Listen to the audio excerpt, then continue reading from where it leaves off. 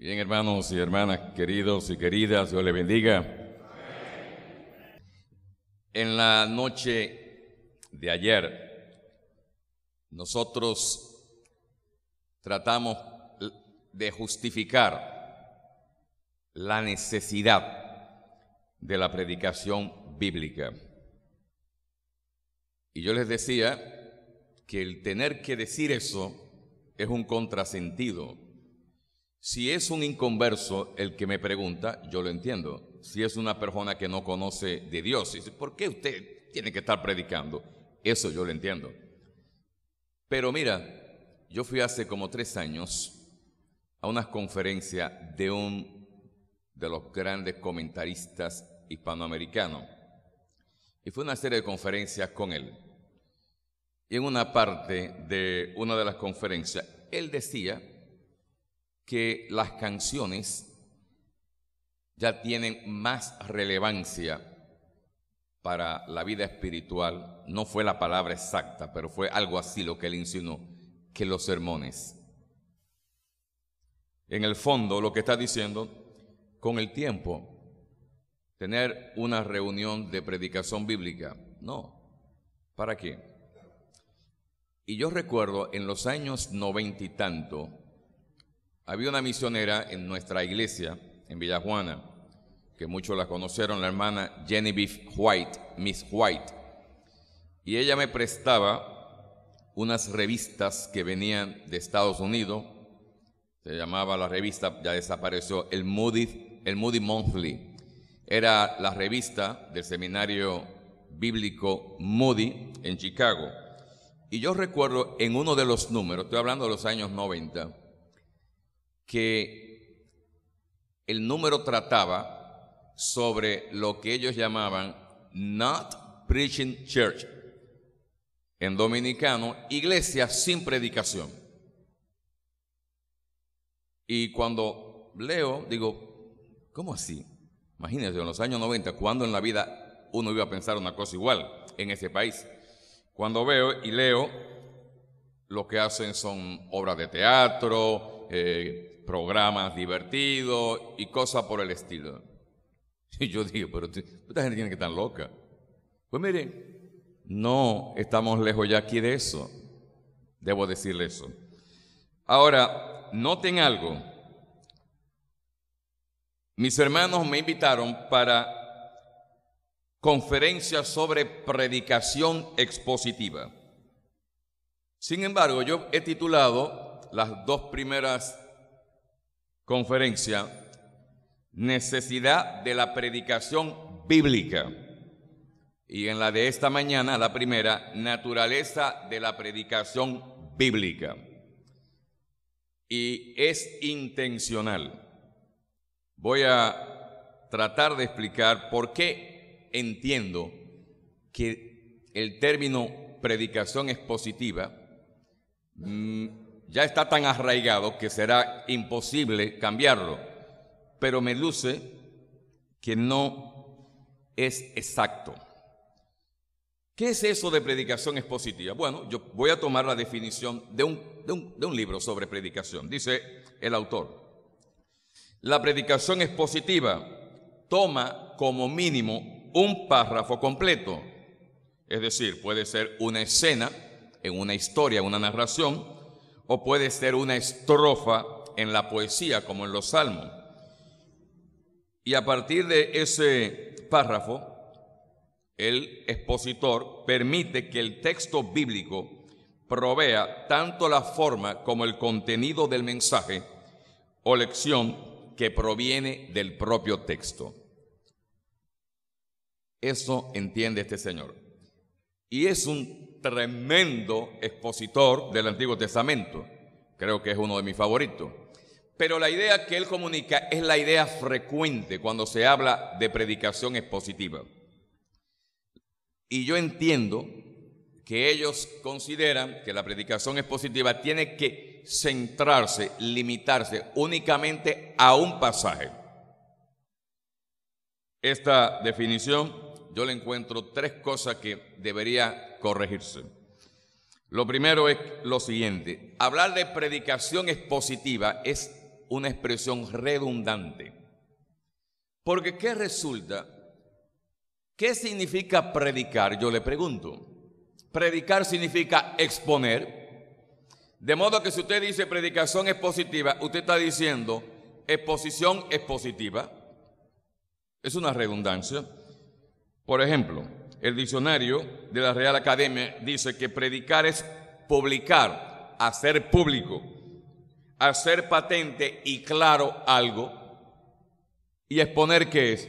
Publicar, poner a la vista, hacer que algo se entienda claramente. Predicación expositiva es un término redundante. Exponer expositivamente.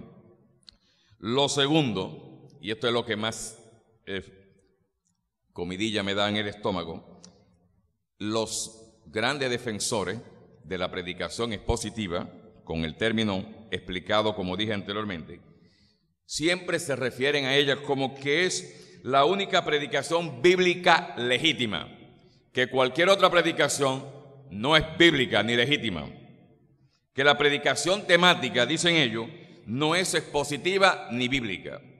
Y yo les digo hoy en esta mañana que eso es incorrecto, con todo el respeto a esos grandes maestros. ¿Por qué? Porque aunque ellos se refieren a la predicación temática, a lo que yo llamaría la mala predicación temática, que es cierto, mucha gente viene con un tema de actualidad y busca 3 o 4 versículos que nada tienen que ver y lo utiliza como excusa para predicar sobre un tema. ¿Qué sé yo? Digamos, la crisis económica en Montellano. ¿Dónde aparece eso en la Biblia? En ninguna parte. Pero tengo que buscar 3 o 4 versículos y los fuerzo y entonces hago que tenga apariencia bíblica. Ahí ellos tienen razón. Eso no es predicación bíblica. Eso es una excusa, tomar la Biblia para hacer un tema de actualidad. Pero resulta que un sermón temático puede ser tan bíblico como el llamado expositivo. El punto es que, óigame bien, si el desarrollo del tema usted lo deriva de varios versículos analizado en su contexto y explicado de acuerdo al sentido del texto, eso es predicación bíblica, eso es predicación expositiva, porque la persona está presentando, haciendo público, proclamando un tema. Si no fuera así, no existiría la teología sistemática. ¿Qué es la teología sistemática? La teología sistemática lo que hace es que colecciona los diferentes pasajes sobre un tema y deriva el tema, y eso es bíblico, teología sistemática. Pero es más, todavía, léanse bien los sermones de Pedro y de Pablo en el libro de los Hechos. No hay uno solo que esté basado en un solo pasaje al estilo como propugnan lo que dicen que hay que predicar únicamente, expositivamente, en base a un pasaje. Por ejemplo, Pedro, el día de Pentecostés, él parte de la profecía de Joel, pero da 3 razones para explicar qué es Pentecostés, qué es la promesa del Espíritu que se estaba cumpliendo. Y uno de los pasajes tiene que ver con Joel, pero luego toma 2 citas de los Salmos y las explica en su contexto y deriva la aplicación final. Es un sermón magistral, porque es lo que nosotros llamamos en retórica el sermón inductivo. El inductivo, usted comienza dando una idea, otra idea, y al final es que le dice, en conclusión, lo que quiero decir es esto. ¿Sabe cuál fue la conclusión de Pedro? A este Jesús, a quien vosotros crucificasteis, Dios le ha hecho Señor y Cristo. Así que eso es un sermón también expositivo, porque está exponiendo en base a varios pasajes la idea central que él quería demostrar. ¿Cuál? Que el cumplimiento de la promesa del Espíritu Santo, de acuerdo a la profecía de Joel, era la evidencia mayor de que Dios había hecho a Cristo, a Jesús, Señor y Cristo. Puedo seguir abundando. Un último ejemplo para no abundar más sobre esto. La carta a los hebreos. ¿Qué es la carta a los hebreos? ¿Sabe por qué es una carta? porque se escribió y se envió a algunas iglesias. Pero la carta a los hebreos es un sermón. Cuando lea el capítulo 13, usted se va a dar cuenta que él lo dice, el autor. Si fue Pablo, no lo sé. Si fue en espíritu, tampoco, no importa quién fue. Pero alguien lo escribió. Y esta persona le dice, mire, hermano, gracias por permitirme esta breve exhortación, este breve sermón. Y yo le pregunto, ¿la carta a los hebreos está basada en un único pasaje donde todo sale de ahí? No, está salpicado de las escrituras del Antiguo Testamento. Bien, parece sorprendente, ¿verdad?, que el hermano Fernando haya explicado esto de esta manera cuando yo, 95 o 96% de mis sermones están basados en un pasaje. Yo soy un ardiente defensor de ese tipo de predicación. Lo que quiero es, hermano, que corrijamos malentendidos, exageraciones.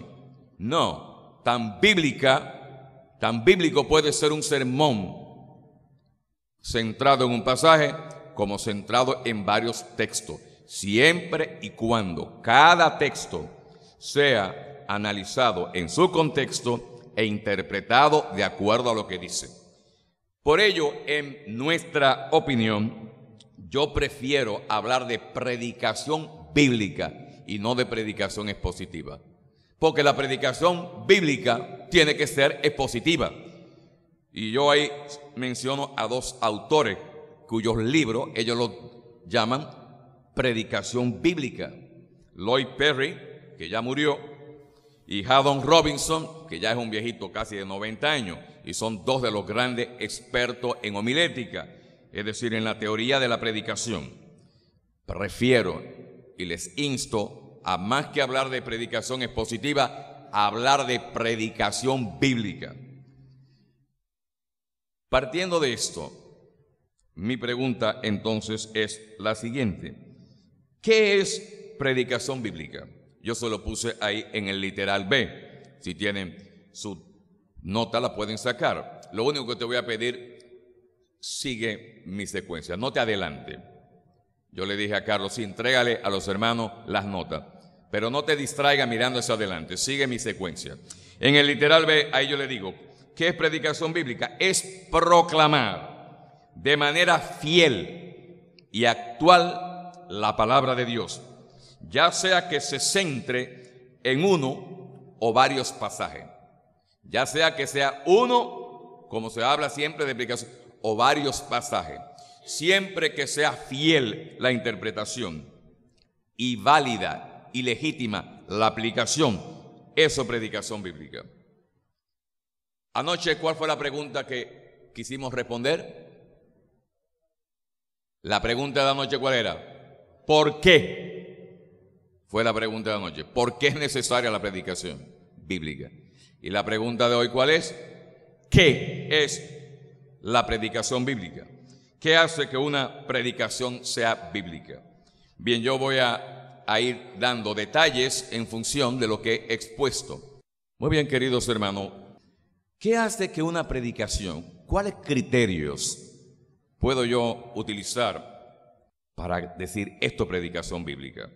En primer lugar, de primer orden, la predicación bíblica nace del llamado de Dios. En ese pasaje de Mateo 10:38, cuando el Señor ve las multitudes y tiene compasión de ellas, porque eran como ovejas dispersas y desamparadas, y nadie se preocupaba por ellas. Y el Señor le dice a los discípulos, orad al Señor de la mies, ¿para qué? Para que envíe obreros a su obra.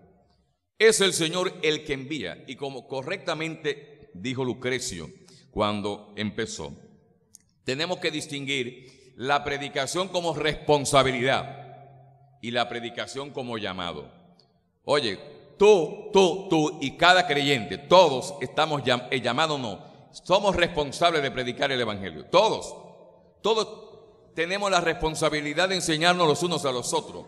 El hermano no puede decir, bueno, yo no tengo el don de predicación, así que yo no voy a predicar nunca. No, usted es responsable de predicarle a su familia. Si su esposa no es creyente, de predicarle a su esposa, a sus vecinos, a sus amigos, y también enseñarnos los unos a los otros. Eso es la predicación como responsabilidad. como dice la Gran Comisión. Id por todo el mundo y predicad el evangelio a toda criatura. Responsabilidad para todo.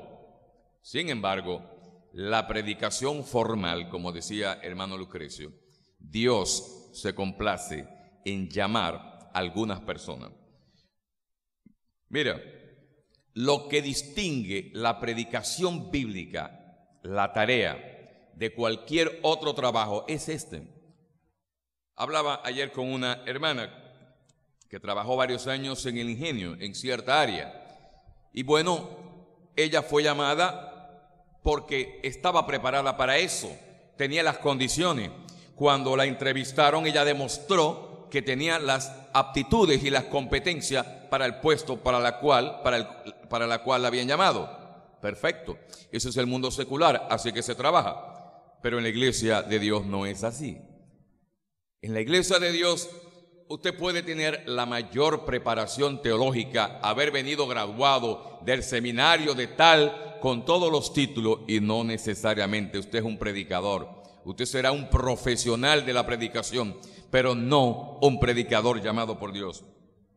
Hermanos queridos, en la historia de la iglesia y en las realidades ha habido personas a quienes la iglesia puso por sus logros académicos y logros teológicos. Pero cuando esta persona predica, ¿sabe qué pasa? Que tiene una luz intelectual, nos deslumbra su conocimiento. Pero cuando usted sale, usted dice, no sé, como que no me llegó al corazón.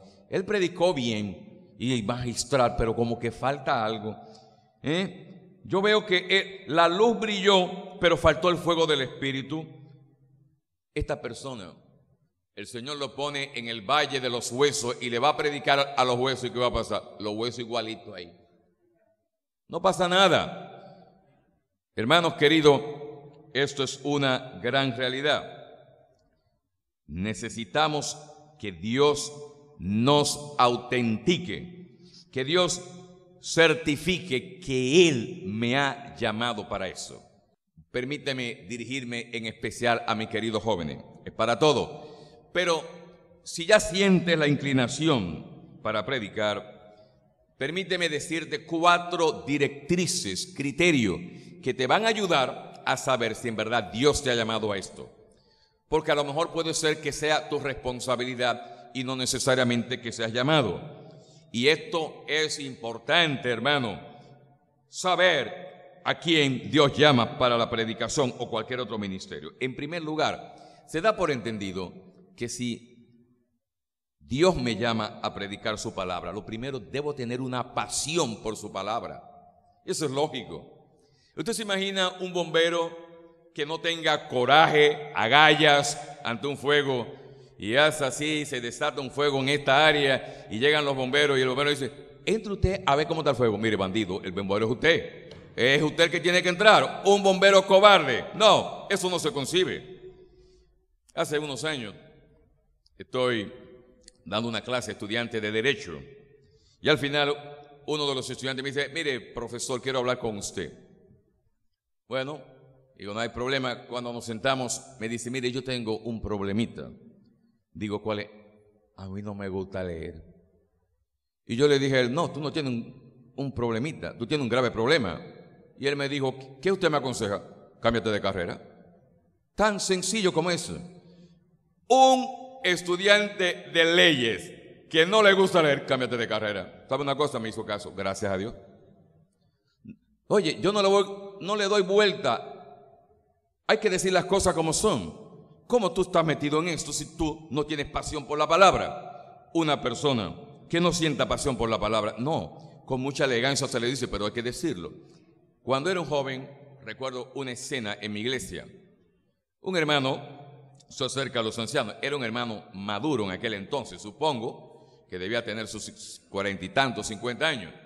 Y entonces él va molesto donde los ancianos y le dice, ustedes me tienen a mí como una porquería. ¿Y qué pasa? Dice, ustedes nunca me han dado la oportunidad para predicar en esta iglesia. ¿Tenía razón ese hermano? No. ¿Qué oportunidad te voy a dar si no veo el interés en la predicación? Si no veo tu interés por la palabra. tenemos la noción equivocada. Hay que darle una oportunidad. No.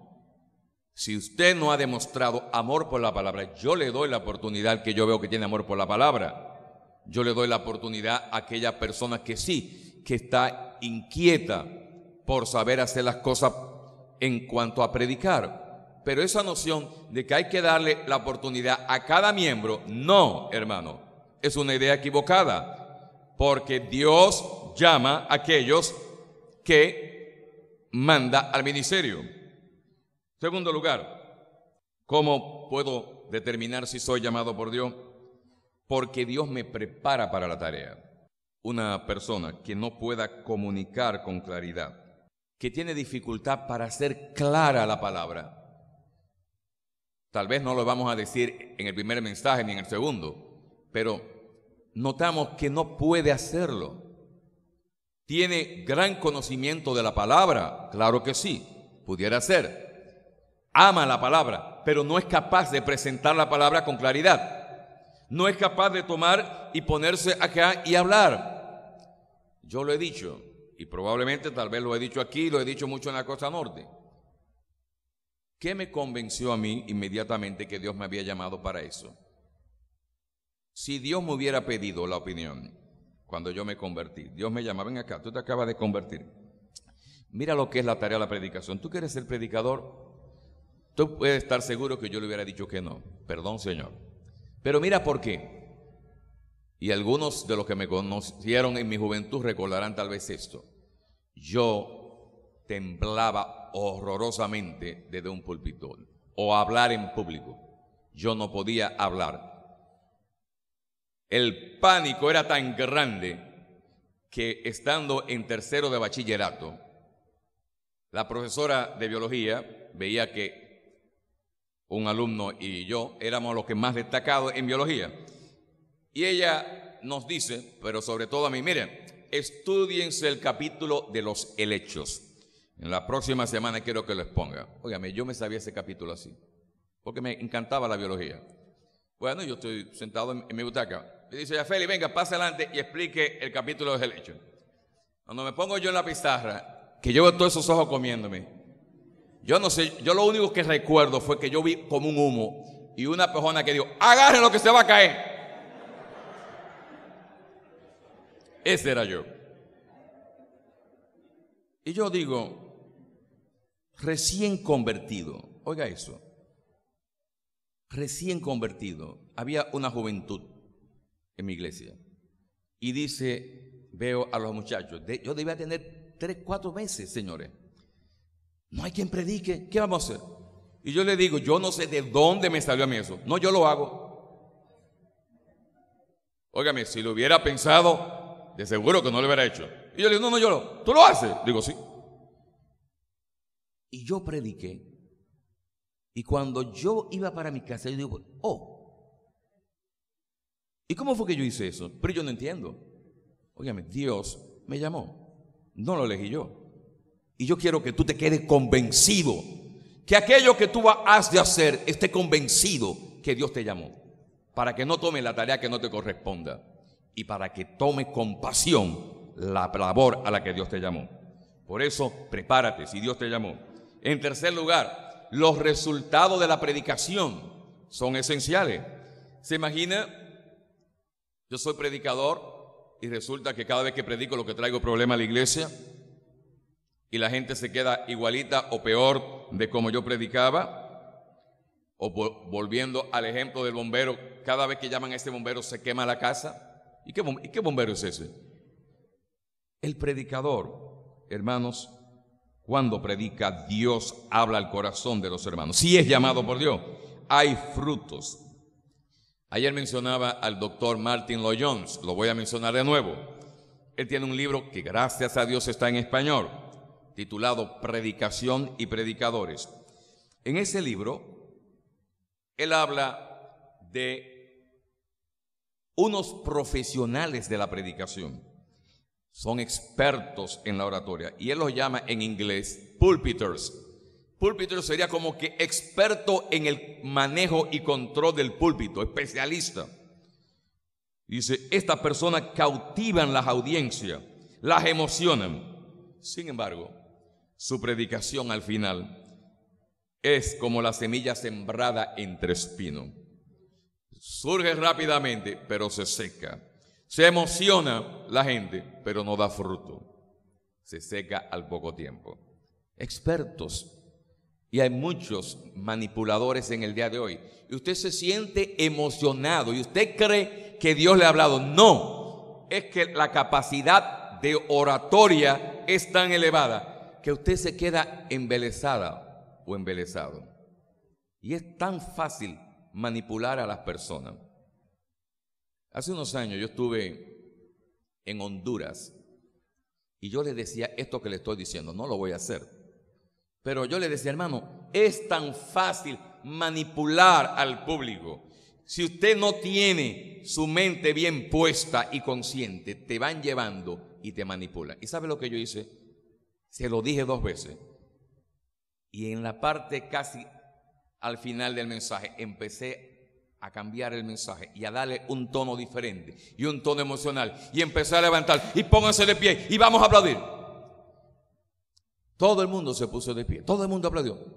Y yo les dije, ¿ustedes ven qué fácil se manipula? ¿Ustedes oyeron lo que yo dije? No, no lo oyeron. Yo dije una herejía. Y todos se pusieron de pie y todos aplaudieron. ¿Por qué? Porque cuando usted es emocionalmente manipulado, usted brinca, patalea, salta de aquí y usted cree que es obra del Espíritu. No, eso es obra de la manipulación emocional. Óigame bien. Y yo conozco bien eso porque he trabajado en oratoria en la universidad por años. Pero ¿cómo yo voy a hacer eso si Dios está a mi lado y el Señor me está mirando? Por ello, tiene que estar convencido que Dios bendice tu ministerio. En cuarto lugar, nadie mejor que tu iglesia para reconocer si Dios te ha llamado o no. Por ejemplo, los hermanos de Listra y de Derbe, cuando Pablo llegó a ese lugar en el segundo viaje misionero, ¿qué decían ellos? Daban buen testimonio ¿de quién? De Timoteo. Y quiso Pablo tomar a este joven, circuncidarlo y llevarlo. Pablo no tuvo que evaluarlo. Oye, la iglesia le dice a Pablo, mire, este muchacho es una joya. Este muchacho ha demostrado desde niño que ama a Dios. Este muchacho ha demostrado que se ha convertido, que tiene pasión por las almas. Pablo dice, no, este es el chico. Y por eso Pablo les recuerda en las epístolas pastorales, cuando el cuerpo de ancianos y Pablo mismo le impusieron las manos en señal de reconocimiento. Y Pablo dice, mira, aviva el fuego del don de Dios que te fue dado por imposición de mis manos. No fue que Pablo se lo transmitió, fue que Pablo reconoció lo que ya Dios le había dado a esta persona. Hermanos queridos, en la iglesia, nunca impongas a tu iglesia que te reconozca. Nunca impongas a tu iglesia que te reconozcan como líder de las damas, que te reconozcan, que te pongan como predicador oficial en la lista, que te encomienden como misionero. No, mi hermano. Si esa obra es de Dios, va a permanecer, pero si no es de Dios, va a fracasar, aunque te reconozcan los ancianos. ¿Tú sabías eso? Y hay que armarse de valor y decirle a la gente, mira, te hemos evaluado, tú no puedes ser misionero. Eso nos pasó hace varios años con una joven y me tocó a mí y a otro anciano de aquel entonces evaluarla y tener que decirle no. Por esta razón, tú no estás llamada para ser misionera. Y esa muchacha dijo cosas y requete. 20 años después, hoy miramos atrás, ¿quién tenía razón? Nosotros.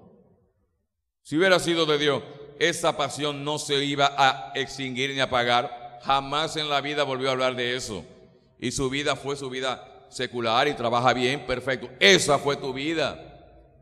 No impongas a la iglesia nunca un ministerio. Hermanos ancianos, si hay que tener que decir que no, diga no. Porque mejor es uno equivocarse con uno que Dios ha llamado que enviar a la obra uno que Dios no ha llamado. ¿Usted sabe por qué? Porque si yo me equivoco diciéndole no a mi hermano, siendo obra de Dios, ¿qué va a hacer Dios? Dios lo va a imponer por encima de mi voluntad. ¿Tú sabías eso? Si yo me equivoco contigo, Dios te va a imponer porque Dios es Dios y es soberano. Pero si yo meto la pata por negligente, Dios me va a pedir cuenta. Mira a quién tú reconociste y él no tenía las condiciones. Por eso Pablo le dice a Timoteo: no impongas con ligereza las manos. ¿Usted está oyendo? Cualquiera que venga, yo quiero ser anciano, ven, vamos a ponerte la mano. No imponga, porque te hace partícipe de lo que él haga. Así que, amados hermanos, la predicación bíblica descansa en una persona llamada por Dios. En segundo lugar, la predicación bíblica es una tarea con un texto bíblico, y eso consiste, primero, en interpretar fielmente uno o más textos bíblicos. Noten que puse uno o más textos bíblicos, porque puede ser centrado en un pasaje o en varios pasajes. Eso es lo que en lenguaje de la interpretación se llama la exégesis. La exégesis es determinar qué dijo Dios a Timoteo por medio de Pablo en esta carta. ¿Qué fue lo que Dios dijo? Mira, en la próxima sesión voy a abundar sobre eso, así que voy a ser puntual. Solamente voy a dar dos razones de por qué es necesario.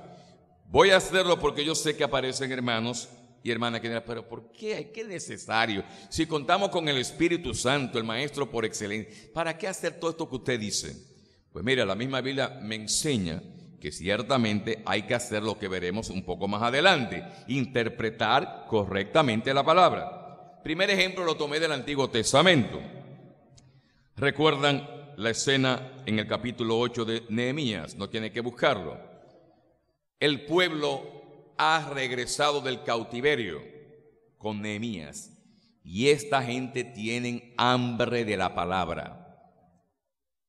En Babilonia y en el exilio no tenían la oportunidad de oír la palabra, y esta persona se reúnen en la plaza de las aguas y quieren que le hablen la palabra. Tienen sed del Dios vivo, como el ciervo brama junto a la corriente de agua. Quieren oír la palabra. ¿Y a quién llamaron? Al que sabe, al que Dios llamó, a Esdras. No llamaron a Juan ni a Tobías. No, llamaron al que Dios había llamado. Dijeron a Esdras el escriba que trajese el libro de la ley. Y se reunieron en la plaza que está junto a la plaza de las aguas. Pero se dio un problema. Ahí estaba desde el más pequeño que podía entender hasta el más adulto. Pero había un problema. Esa gente habían vivido 70, 80 años, 90, quién sabe, en el exilio, y no hablaban hebreo. Y usted sabe que el Antiguo Testamento está escrito en hebreo. Pues ¿sabe lo que hizo Esdras? Puso un equipo de levitas y asistentes diseminado entre el pueblo, y dice que le ponían el sentido para que la gente entendiera. Eso es predicación bíblica. Si quieres predicar, tienes que poner el sentido de lo que dice ahí, de modo que el pueblo de Dios entienda. Un mensaje puede ser una tremenda exposición, y cuando usted le pregunta: ¿qué te pareció? Hermano, francamente, mire, no entendí nada, pero fue bien bonito el mensaje. ¿Para qué sirve eso? ¿Para qué sirve un mensaje que el pueblo de Dios no entienda? Miren lo que dice. Esdras y su equipo le hacían la traducción al arameo, porque eso era lo que ellos hablaban, arameo. Y le explicaba: mire, este texto lo que quiere decir es esto, y Dios nos desafía a hacer esto.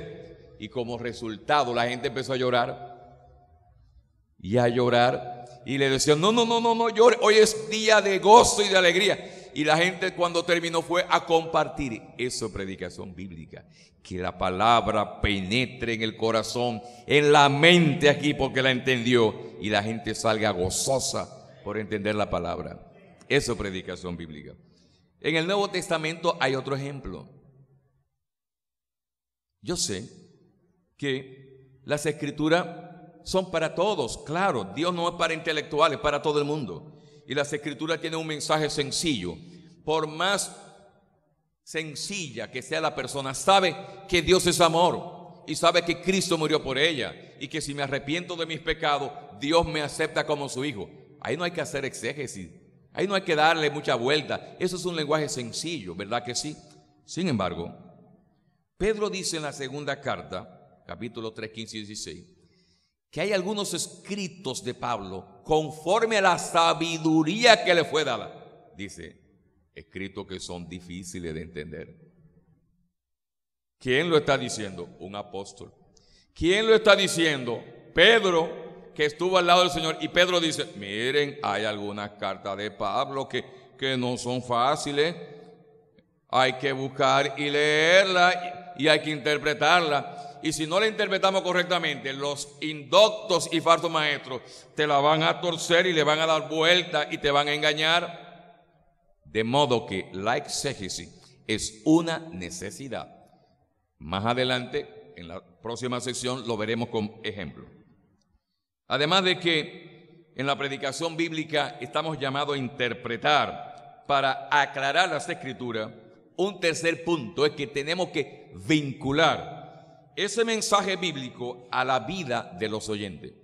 Tenemos que relacionar esto que dijo Moisés al pueblo de Israel en el lado de Moab, con el río Jordán aquí y el cruce ahí Jericó. Bien, ¿y esto qué significa para nosotros? Si predicar fuera enseñar lo que dice un texto, sería como estudiar un libro de historia.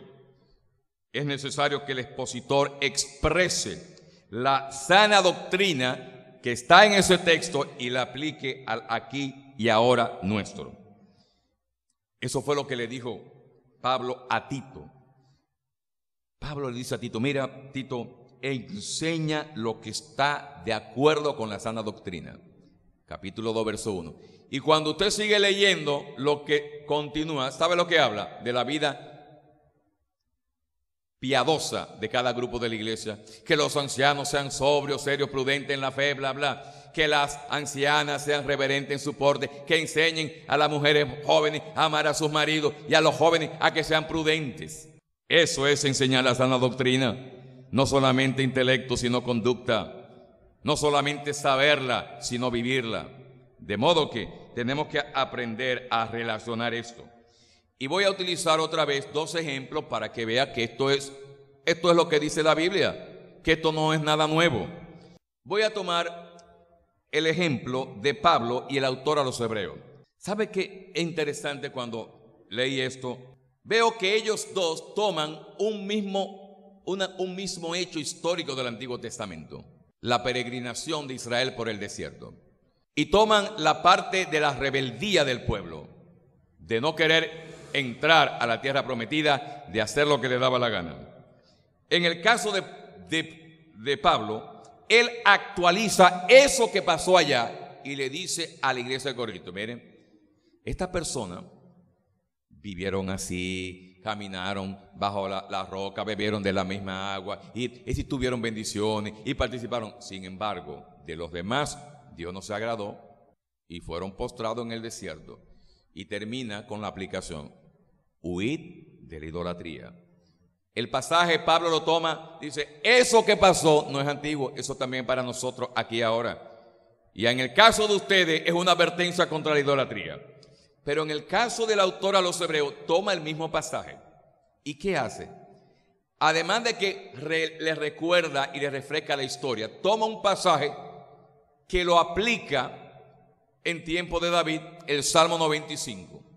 Y en el Salmo 95, el escritor del Salmo dice, miren, venid alegremente a la casa de Jehová, cantemos a la roca de nuestra salvación, venid, postremos y adorémonos. Pero dice, miren, muy bien, perfecto, pero si oyereis hoy su voz, no endurezcáis vuestros corazones como en la tentación en el desierto, en Meriba y en Masá. Y el autor a los Hebreos toma ese pasaje y le dice a los lectores a quienes escribe, dice, miren lo que pasó con la generación que salió de Egipto. No creyeron a Dios y quedaron postrados.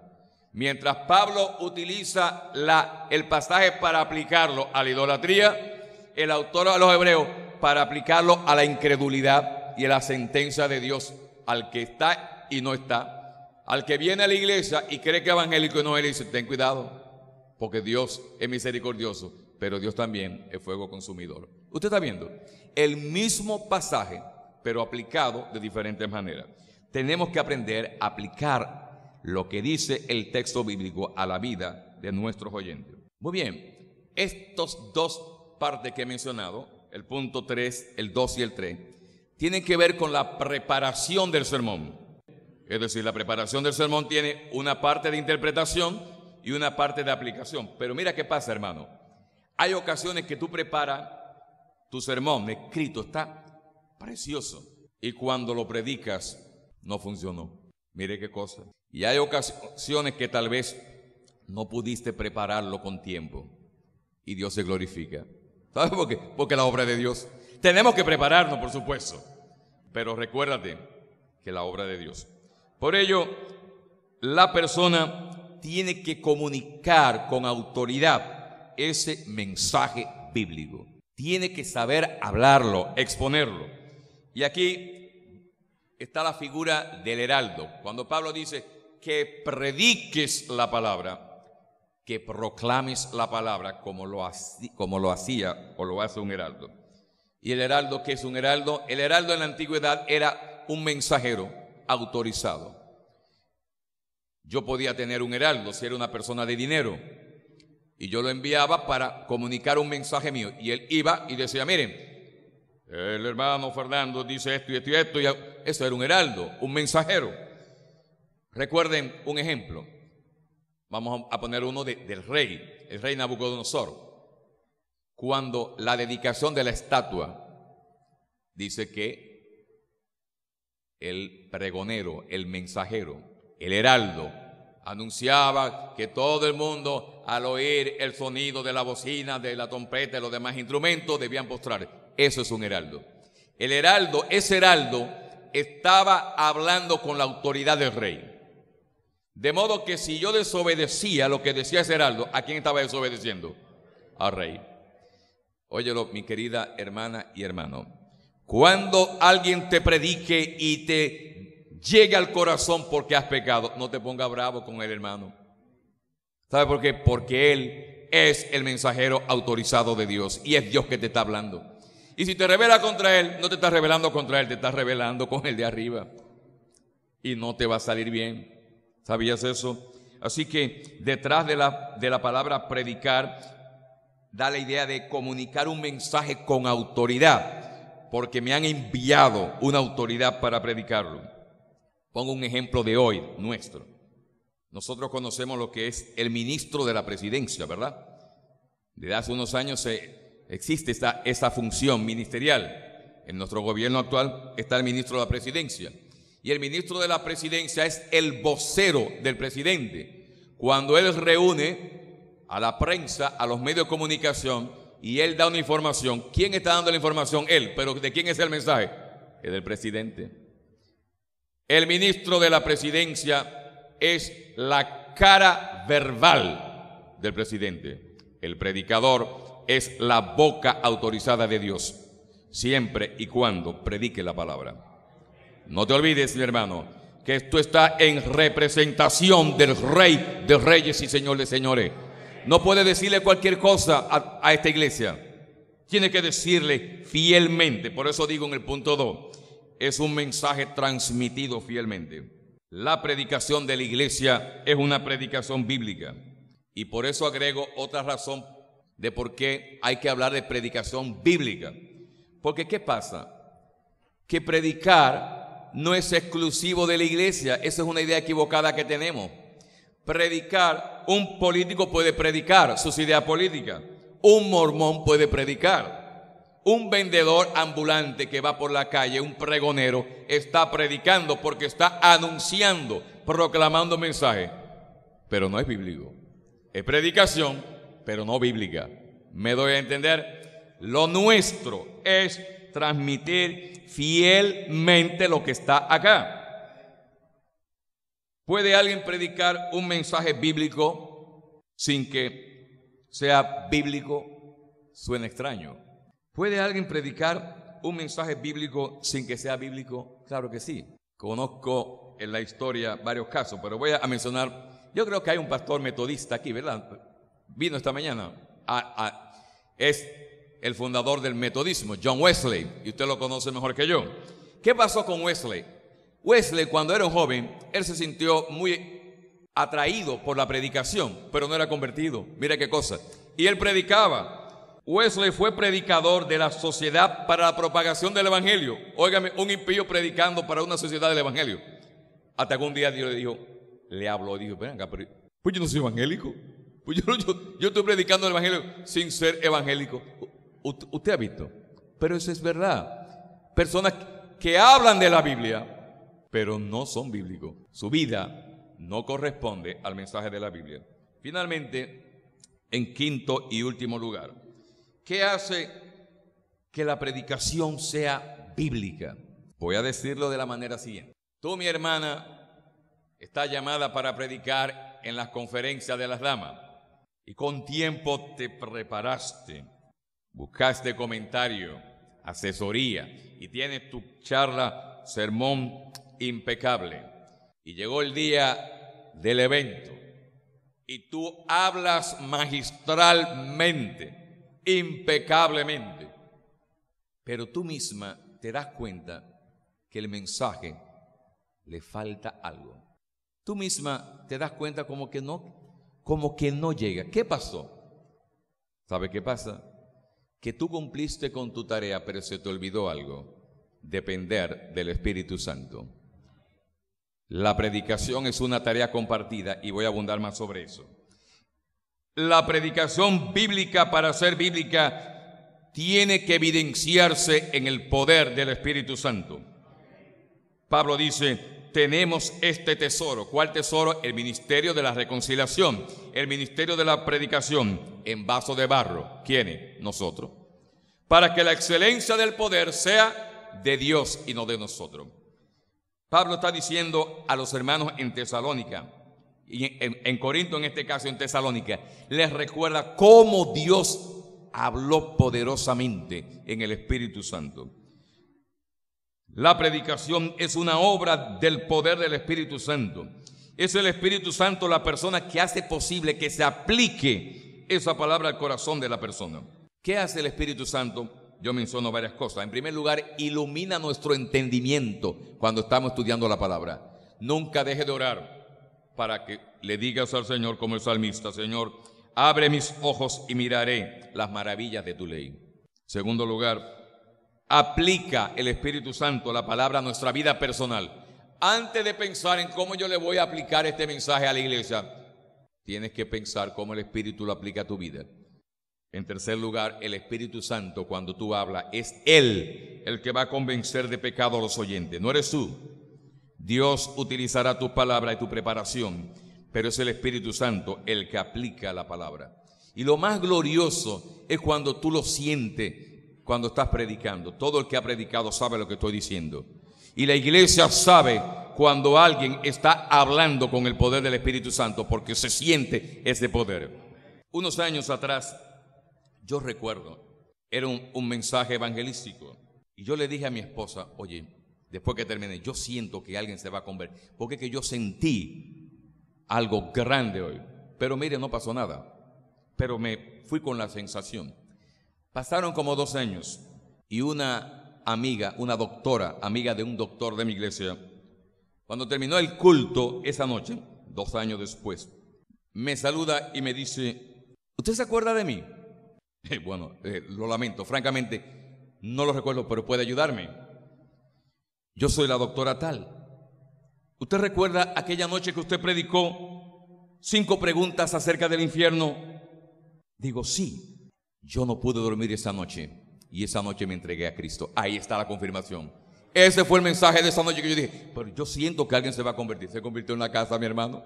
Mírame, me siento hasta nervioso. ¿Por qué? Porque es obra de Dios.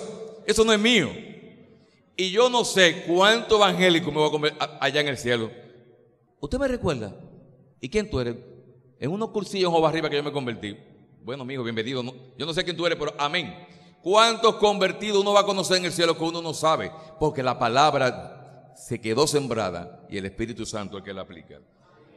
El último propósito distintivo de la predicación es que su propósito es dar la gloria a Dios por Cristo.